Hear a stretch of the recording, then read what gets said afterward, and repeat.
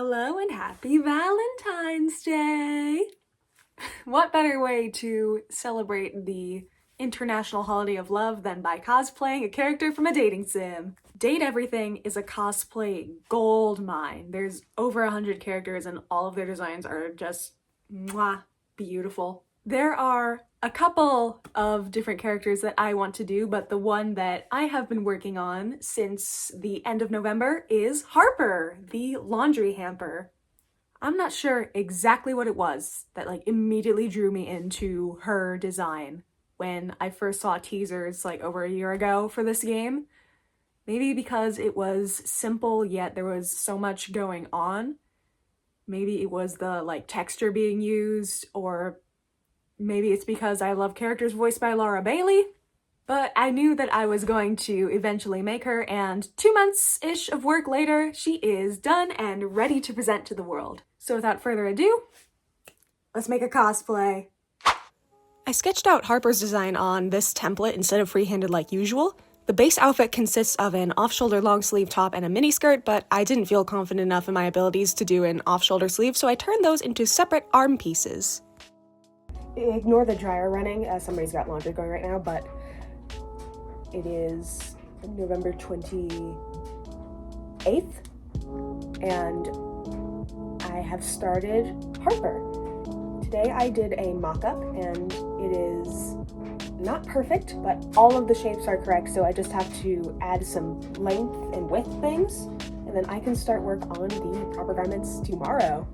Top doesn't quite go all of the way around, so both of these things need to be wider, plus maybe a tiny bit longer for hem allowance at the bottom. The skirt is so close to perfect.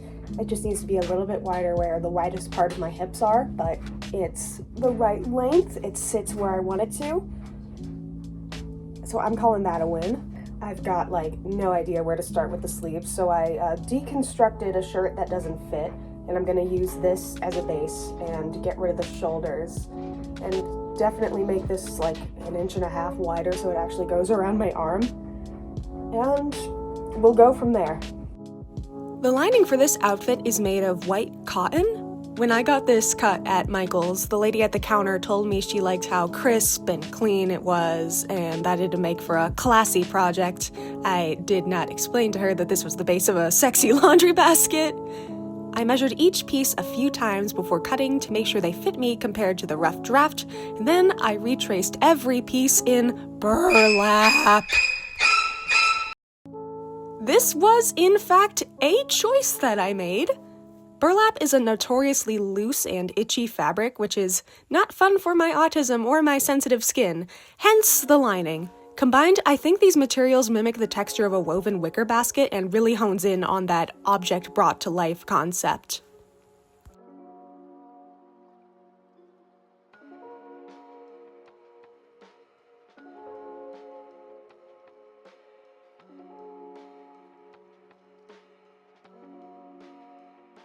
I've got all of my cotton and burlap pieces cut out, and I'm real nervous about sewing the burlap because it does unravel easily since it's woven very loosely compared to other woven fabrics because the jute fibers are so thick.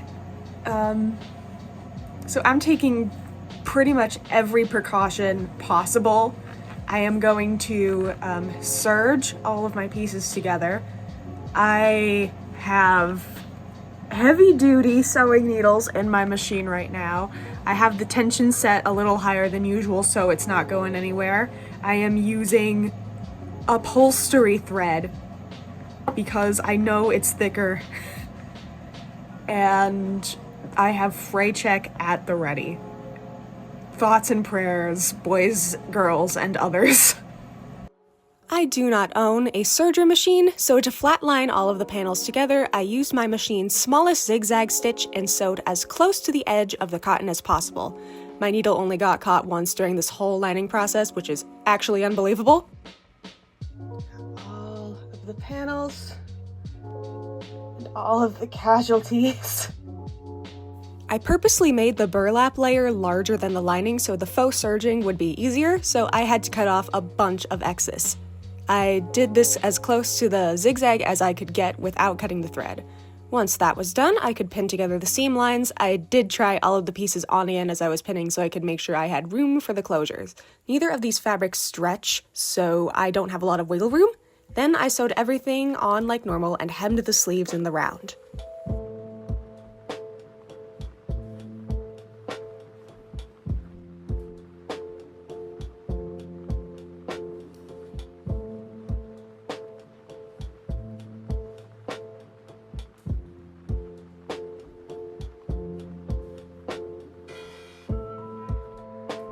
I haven't done a zipper since a year or so ago. Now that I have a machine, I can actually install zippers more securely. This outfit had one on the skirt and one on the side of the top. I basted the zipper to the seam allowance by hand.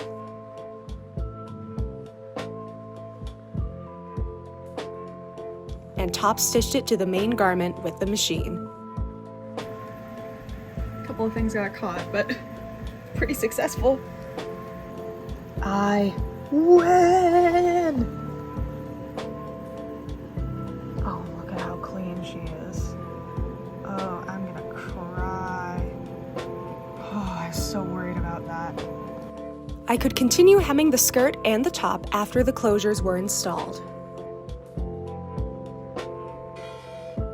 We were this close to the end.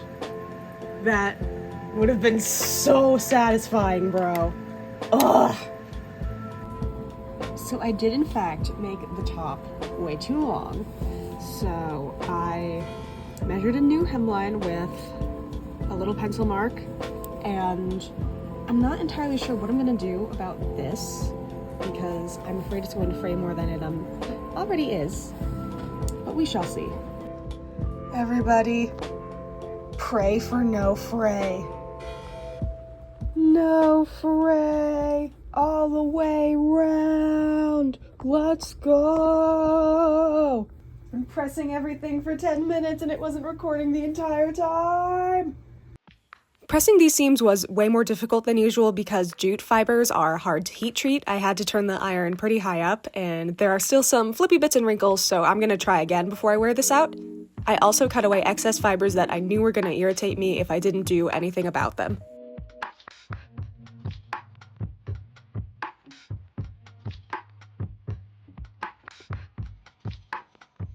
After another fitting, I realized that everything worked great except for the skirt, which sat too low on my hips, so I took it in by a few centimeters. Better to make the pattern too big than too small.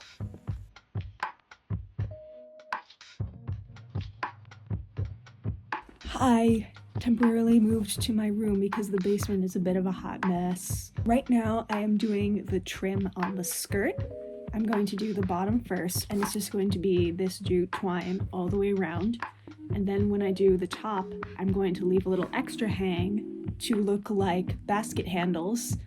It does make the placement a little bit weird because I can't just stop it at the zipper like I thought I was going to. It's gonna have to go around and then a little off to the side. And I also have to measure to make sure those things are even.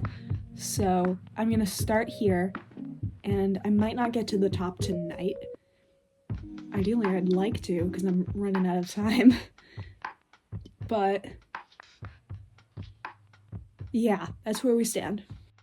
Even if I hadn't relocated to my room, I still would have done this step by hand. I just had better control over the trim this way, and I feel like it would have fallen off track on the machine because it was so thin and round. To make those handles, I measured how long the top of the skirt was, then added a few centimeters of excess. The first measurement was too short, so I cut off a longer one before I attached it.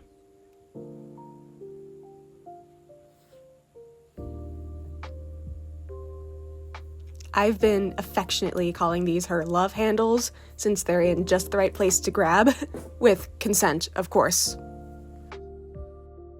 To finish off the outfit, I added the white shoulder piece to the top. I just had to make one long strip, hem it, sew it into a big circle, and then attach it to the top. I guess I wasn't paying enough attention, but I sewed over a wrinkle in the front. Thankfully, it was an easy place to hide with the bow. I tacked this on underneath the knot, and that quite literally tied a bow on the main outfit.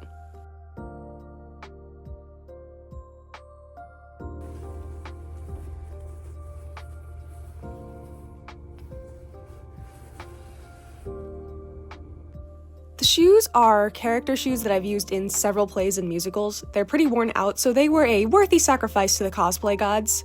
I had so much trim left over, so there was plenty to roll onto the shoes. That's just adhered with hot glue on the edge of the soles and at the opening. I also wrapped scraps of burlap around the straps. No, that's a lot of rhyming. I do not recommend touching the hot glues with your fingers like I did. I am simply numb to the feeling, and just do as I say and not as I do.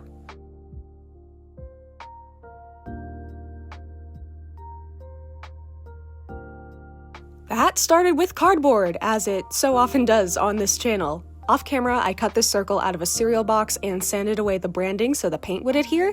Even though I was covering this in fabric, I wanted this to be one smooth color to hide the fact that it's made out of a box of Cheerios.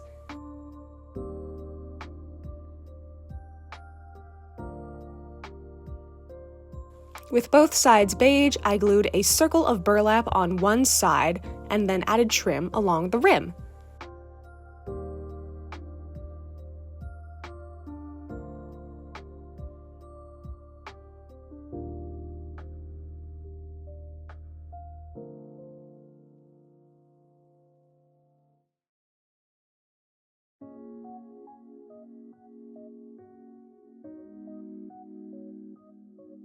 For the handle, I took some wire and bent it into shape, then wrapped more twine around it, which I did mostly out of frame. I glued the edges down, attached it to the headband, and then made sure it fit my head with and without a wig. This is just my Keyleth wig with a bang clip, by the way. I thrifted this basket before I had even found fabric for this cosplay, and it was the perfect size to turn into a hamper backpack. I took scraps from past projects and taped them down to the sides with painter's tape so I could change them out if needed.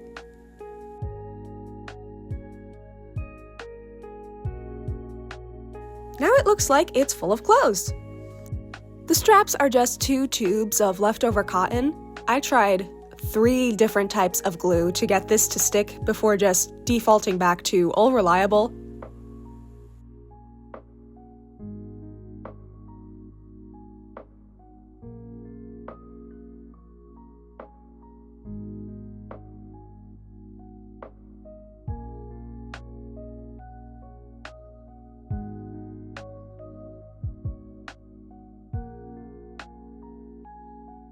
A few safety pins in the fabric scraps, and it's ready to fill with whatever will fit. And, this guy, apparently. I forgot the choker until the last second.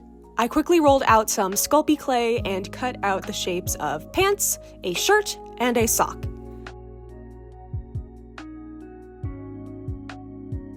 Then I popped them in the oven for a few minutes longer than I should have, despite doing exactly what the directions said so they wouldn't burn even though they did, and then gave them a coat of paint.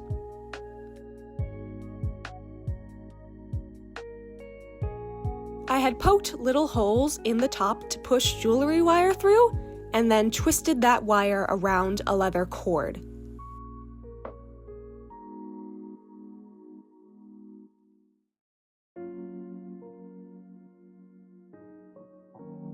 Now the cosplay is done.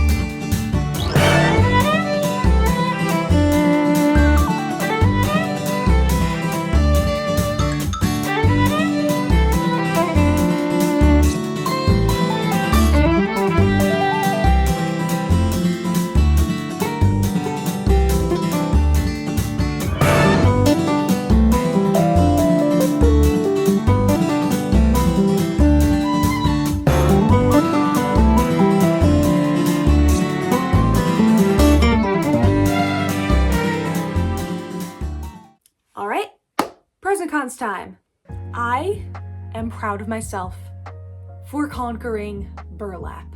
I was so scared when I decided that that was gonna be the texture, and I was half a second like, should I switch to linen or something else? But once I figured out exactly how to work with it, it came pretty naturally to me. There are still a couple of places that are fraying a little bit more than I would like, but I will go over those with extra fray check when I bring it to a convention soon. I think I created a fun silhouette. It's not as like skin tight as Harper's model is, and the sleeve things fall down every so often, but that's nothing that some like body tape can't fix. But it just has a very nice shape to it. One of my friends described it as Christian Girl Autumn, but slightly less hateful, if that makes sense. I don't like that the backpack isn't really wearable. I can put it on for a couple of seconds, but if I move around too much, then the arm straps start to tear and come off, and I think I have a solution for it, but I'd have to try it out to make sure it works. Otherwise, it's just gonna be a prop that appears in photos and is not actually functional. Which is disappointing because it would save my hands from having to carry around a con bag. Also, before I wear this out, I gotta press the seams again, trim those bangs, and finalize a couple of things with the skit I want to perform this in. Hopefully, at the time this video is up, I have been accepted into the masquerade I'm submitting this to, but if not, you still tried, past Meg, good job. Oh my gosh. If past Meg knew that she would be cosplaying a sentient laundry hamper one day, I wonder how she would feel. This is a little bit out there, but I do like how it turned out, and I think it's gonna be really fun to show off. So thank you for watching. Be sure to like and subscribe and comment and hit all the buttons, and hopefully I will see you in another one. Bye bye.